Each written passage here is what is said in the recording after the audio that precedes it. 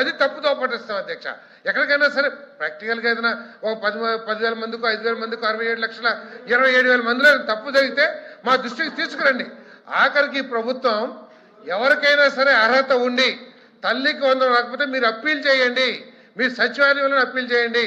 Appeal చేసిన వాళ్ళకి కూడా ఇచ్చిన ప్రభుత్వం అధ్యక్ష. ఇది నేను చెప్పేది ఏంటంటే, నేను మనవి చేసేది ఏంటంటే, అన్ని కూడా 20,000 రూపాయలు ఇస్తే 20,000 రూపాయలు ఇవ్వలేదంటున్నారు.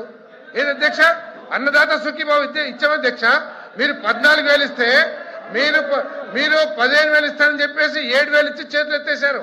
మేము 20,000 ఇస్తున్నాం. ఈ రోజు 20,000 రూపాయలు అన్నదాత సుఖీభావ, 6,000 రూపాయలు కేంద్ర ప్రభుత్వంతో కలిపి 14,000 రాష్ట్ర ప్రభుత్వం నుంచి ఇస్తున్నాం అధ్యక్ష. మీరు ఇచ్చింది 7,000 రూపాయలు. ఆ రోజు ఇచ్చింది 7,000 రూపాయలే.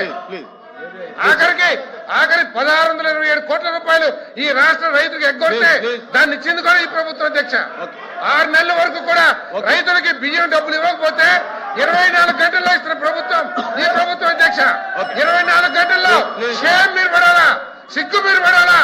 రైతన్నకి డబ్బులు ఎగ్గొట్టినా మీరు సిగ్గుపడాలా. మేం కాదు షేమ్ అవ్వాల్సింది, మేం కాదు. రైతుకి ధాన్యం కొని 6 నెలలు కూడా డబ్బులు ఇవ్వకుండా మీరు సిగ్గుపడాలా. మేము 24 గంటల్లో ఈ దేశంలో ఏ రాష్ట్రంలో కూడా డబ్బులు ఇవ్వలేదు అధ్యక్ష. 24 గంటల్లో డబ్బులు ఇచ్చే ప్రభుత్వం ఇది అధ్యక్ష.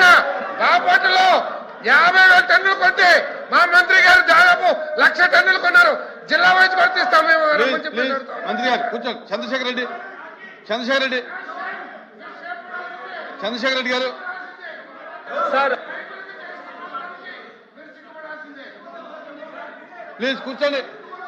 ప్లీజ్ కూర్చోండి.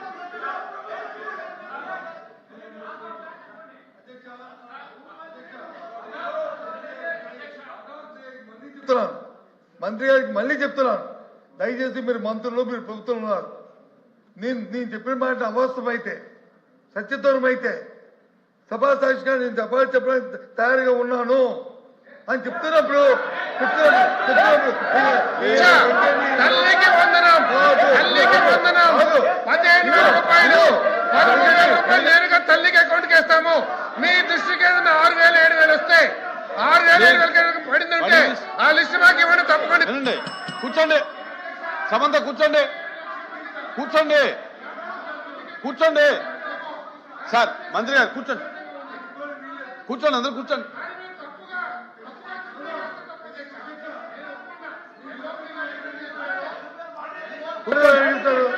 మాట్లాడతారు కూర్చోండి. ఎల్వైపీ గారు అయిపోయిన తర్వాత మాట్లాడు. దయచేసి లేదు, కూర్చోండి ప్లీజ్.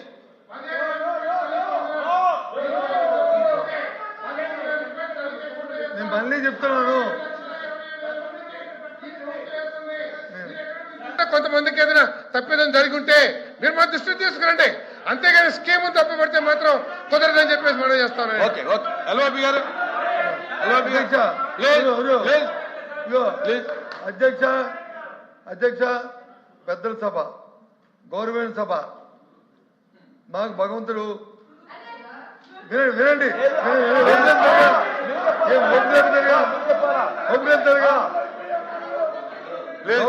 కూర్చోండి.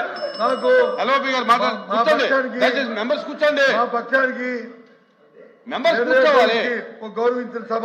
ఎల్వైపీ గారు నేను మెంబర్స్ కూర్చోమని కాబట్టి కూర్చోండి. కాబట్టి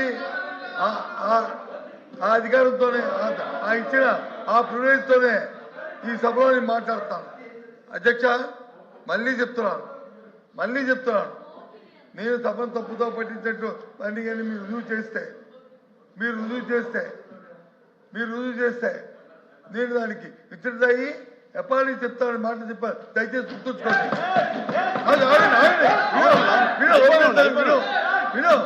ఒప్పుకోలేపుతారుగా మంత్రి గారు, అధ్యక్ష ఒప్పుకోలేపుతారుగా మంత్రి గారికి ఒప్పులేతారుగా ఓపిక మాట్లాడుతుంది. దయచేసి అధ్యక్ష నేను చెప్తుంది ఏంటంటే, మాకు తెలుసండి, నేను 15 సంవత్సరాలు మంత్రిగా